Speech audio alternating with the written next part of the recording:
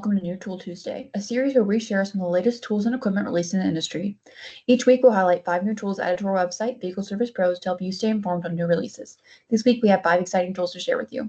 Our first tool is the Zet's half-inch universal joint socket, which offers a 25-degree swiveling angle for working in confined spaces and bypassing interfering edges, making them ideal for chassis, brake repair, and engine work. Our second tool is the Safeguard 3.5-ton Quick Start Service Jack from THA Hydraulics, which is a professional-grade service jack designed for performance, safety, and durability. Next is the Jackson Safety XS2 500 Type 2 safety helmet, which features an exclusive micro-brim design that provides optimal upward visibility and improved neck clearance.